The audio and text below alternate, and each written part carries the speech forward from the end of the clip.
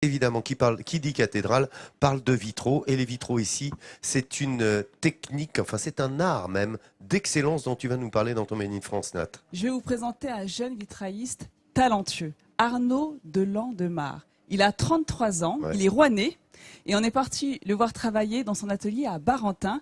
Il est en train de restaurer un vitrail signé de Jules Boulanger, un grand maître verrier de la fin du 19e siècle. Beaucoup de vitraux de Rouen sont de lui. Et alors, vous allez voir, regardez, c'est ce qu'on appelle une verrerie mixte, car elle est à la fois ornementale et figurative.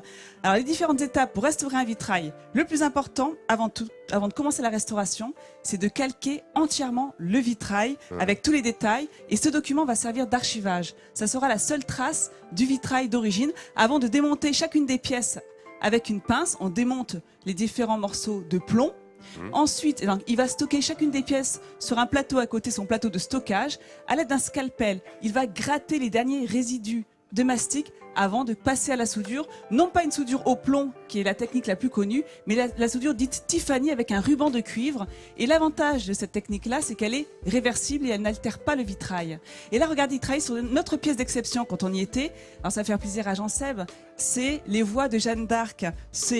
Ah non, mais c'est un magnifique vitrail qui représente l'annonciation de Jeanne d'Arc. Donc quand on l'a rencontré, donc là il avait déjà réalisé les étapes préparatoires que sont le traçage, le calibrage, le coupage et la peinture sur verre, mais on a pu assister au montage au plomb cette fois-ci. C'est le musée des Antiquités qui lui a commandé ce vitrail. Et on a cette chance d'avoir en plateau en exclusivité le vitrail terminé sur une magnifique table lumineuse que voici. Alors regardez, je vous explique. Il est parti d'une photo du carton du dessin du maître verrier Jules Boulanger. Hop. À partir de là, il s'est également inspiré du vitrail qui existait déjà dans une église à côté du Havre pour les coloris. Et il a pu, créer ce vitrail. Alors, je vais vous le montrer de plus près. Je donne ça à Arthur. Alors, regardez, on voit le montage en plomb, les soudures à l'étain. On a donc, c'est du verre qui est coloré dans la masse. Avec la grisaille, on peut faire ressortir les différents volumes. Puis on le voit aussi au niveau des mains, on a de la gravure sur verre, tout ce travail. C'est vraiment le travail d'un grand maître verrier.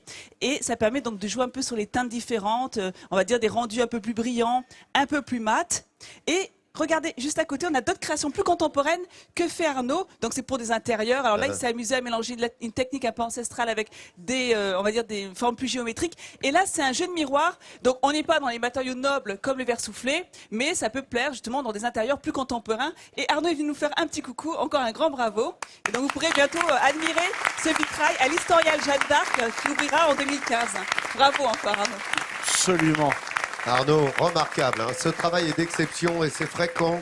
Dans votre magazine de découverte, vous savez qu'on aime vous faire découvrir justement cet artisanat, cette excellence de l'artisanat français. Et là, on a un bel exemple. Surtout quand on est dans la ville au sans clocher. Évidemment, vous imaginez bien qu'ici, entre abbatiale, chapelle, église ou cathédrale, il y en a du vitrail.